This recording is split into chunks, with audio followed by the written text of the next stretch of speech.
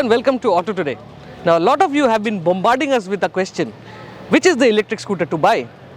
And for you, we've bought all the scooters out here which are now available in the country. On my right are the startups, the Ather and the Ola. That's the Pro and that's the 450X Gen 3. On my left are the old players, Bajaj and TVS with the iQube S and the Bajaj Chetak. Now which is the scooter to buy? Which is the best of the lot? Which one offers you the best performance? Which is the more practical? Which offers you a potload of features? We are going to tell you all about it with facts and figures. So stay tuned and do remember to subscribe to the Auto Today YouTube channel and press that little bell icon so that you get notified every time we go live with a new video.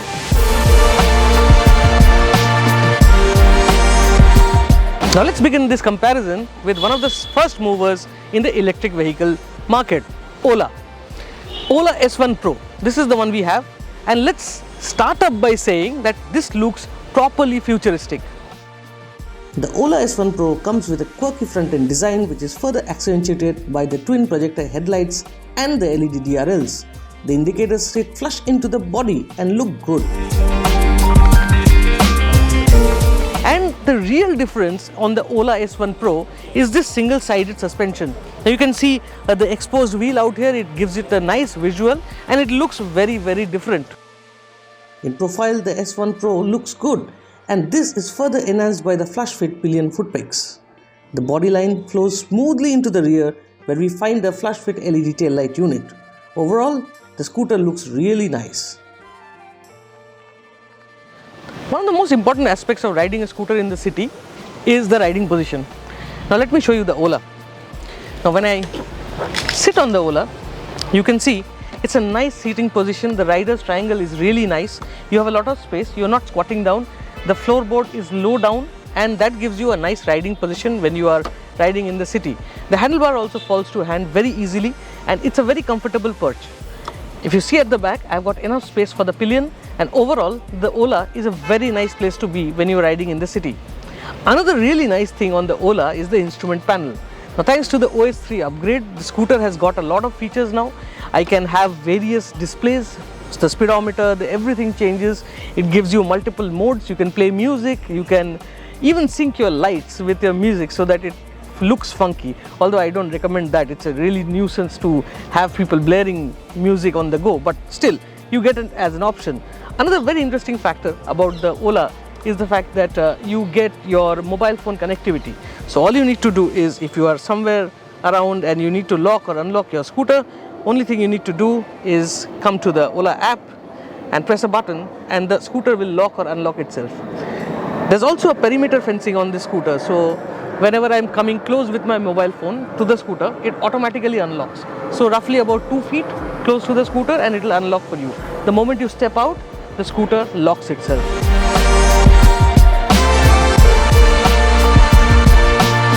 Now the Ola S1 Pro is a properly digital scooter, and by that I mean every control is electronic. Now to unlock the boot, I can either press a button here or I can use my mobile phone.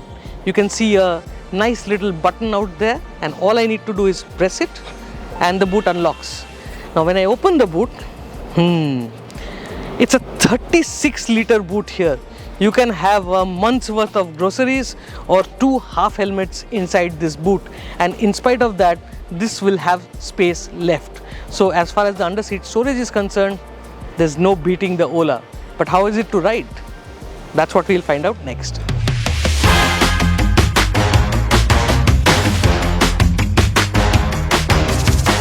In the city and tight city roads, the Ola cruises effortlessly. Acceleration is brisk in normal mode and the handlebar feels light too. The only glitch here is the throttle calibration, which cuts out power even if the brake levers are depressed lightly. There is little to doubt that the S1 Pro is the most powerful scooter here, and it shows. Open throttle in hyper mode and the scooter takes off like a pro, stunning most other road users. The best bit is that the acceleration is relentless and leaves others no chance to catch up. The good thing is that in normal mode the scooter rides rather well too. It goes up to 70 kph indicated, and come to think of it, 70 kph is good enough for city limits. When it comes to ride quality, the Ola absorbs bumps well at slow speeds, but hit a pothole at high speed and the fancy front suspension crashes with a vengeance. The rear though is much soft and keeps the rider and pillion comfortable.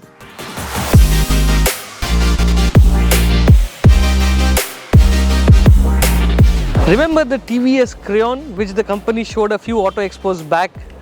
That was one futuristic looking electric scooter. But what has arrived is the iQube. Now one look at the iQube and you know that who is the target audience for this scooter. It is the kind of person who would otherwise go out and buy a Jupiter. Now as far as the looks are concerned, the scooter looks really matured. It doesn't look very sporty, but it does have sporty bits like this DRL up front. And you also get a full LED lighting system as a front headlight and indicator system. Again, the mudguards and the front wheels looks like straight off the Jupiter. The iQube S comes with a telescopic front suspension and conventional theme to its design. The only giveaway then is the backlit electric signature visible in profile. And at the back too, you get a flush fit LED lighting system which looks really nice, and this little Q Park Assist, which I will tell you all these scooters get a reversing function, and so does the iQube S. It's very handy to pull it out of parking lots and things like that. The instrument panel, though loaded and all digital, is no touchscreen unit. Instead, there is a toggle on the left switchgear that allows you to sift through the unit. The operation though is a bit hit and miss and takes time to get used to. Astride the TVS iQube S, you once again realize that normalcy is the name of the game. Again, the floorboard, in spite of having the battery there, you see, I'm not squatting down, the seating position is correct, and even I'm not too tall, I'm about 5'6", but in spite of that I can reach very comfortably on the ground. So this gives you confidence and gives you that kind of ability to ride longer distances without any discomfort or something like that. And again, the floorboard, the rider's triangle is just perfect. It's so natural. Actually, the TVS iQube is the most natural riding position of any electric scooter here. So I really like it. iQube S offers a lot of space for the pillion, and also much like the Ola and the other scooters, you get a nice little place to keep your fit. Being modern electric scooters, there's some bit of modernity associated with all these scooters. For the iQube, it's this, it's the key of the scooter. Now, while the Ola is the only one to go keyless, the other three scooters here all have keys. Now, the fancy bit about this is that you get a torch like that. You can use it at night, or the key comes out. Fancy.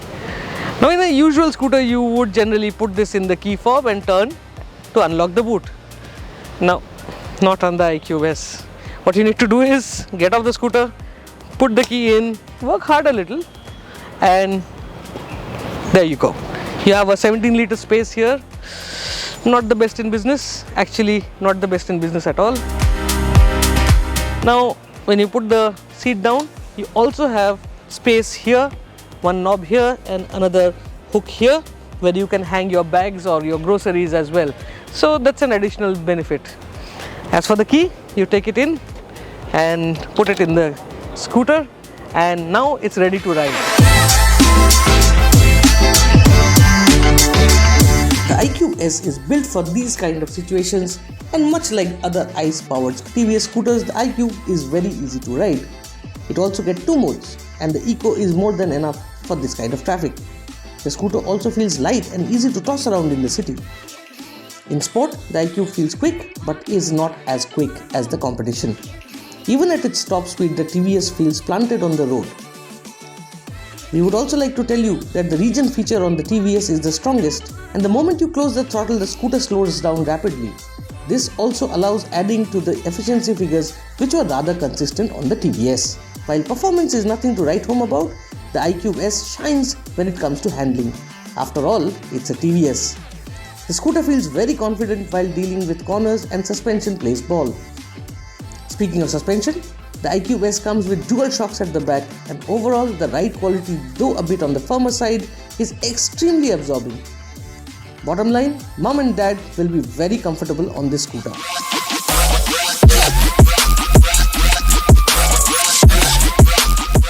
Moving on to the scooter, which was quite a revolution, and it still is, the Ather 450X Gen 3.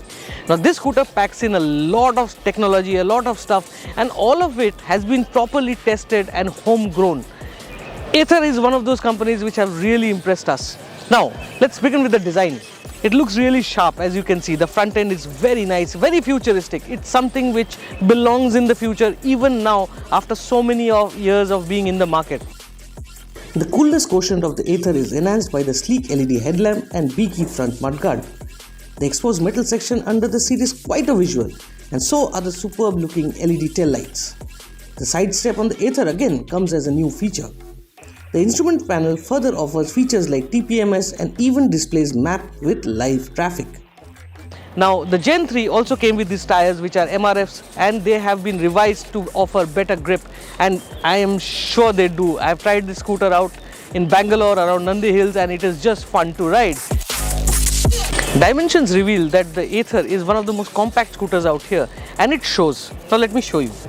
The first thing which you see here is the floorboard. The floorboard is very short. You don't have space to spread out your legs, and considering I am not too tall, I am 5'6", you can see that when I sit on the scooter, it has a bit of a raised floorboard. It doesn't add to the comfort, but again, it's not something which is a deal breaker. It's actually a nice place to be. You know, the new Athers which are coming, they have revised the seat also, and that's primarily because, as you can see, there's a nice little taper out here for the rider. What it stops you from doing is go behind, you know, so you get more space in the leg. So the new scooters have that. Pillion, well, not too much of a space, but the grab rail sure helps to grip on. Ather will also sell you a nice little accessory up front here. They call it the frunk. It's like a hanger, and you can put in bottles, mobile phones and stuff like that here. Now, the Ather also comes with a nice little under-seat storage, and to access that you use a key. Now this is a simple key, no fancy bits out here. You plug it into the key fob and you turn, and the seat unlocks. Now when you open the seat, the first visual which you get is this nice chassis rail out here, which looks really nice. I'm in love with this part of the design. But the under-seat storage inside is 22 liters. It's a very nice unit, very usable, and you also get a lovely little LED light panel out here. Now trust me on this is a game changer. Having a light inside your boot is the perfect thing to have. And to close it, all you need to do is, that's it, we are done. Now let's get to the riding bits. The Ather is also one of the most sorted scooters here, which offers performance consistently. The warp mode, for instance, can be used all the time, and it is sure exciting stuff to get acceleration like this out of a scooter. The scooter also feels planted on the road at high speeds, which in turn inspires confidence. We are also big fans of how the Ather handles corners. It is a scooter which is not trying to be the conventional, and every corner we saw, the Ather literally pushed us to take it in a rather sporty manner. This is further accentuated by the brilliant throttle calibration, which gives the feel of riding a properly sorted out scooter. The new tires found on the Gen 3 made things even better.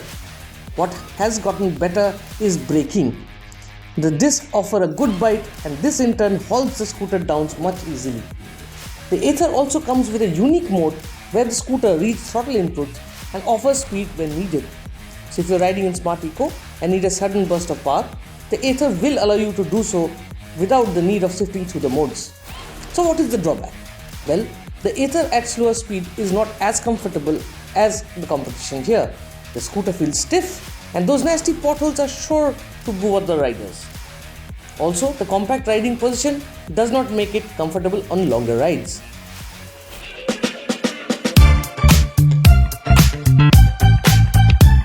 Now, Bajaj had been a homegrown name as far as scooters are concerned, and one of their top selling scooters was the Chetak.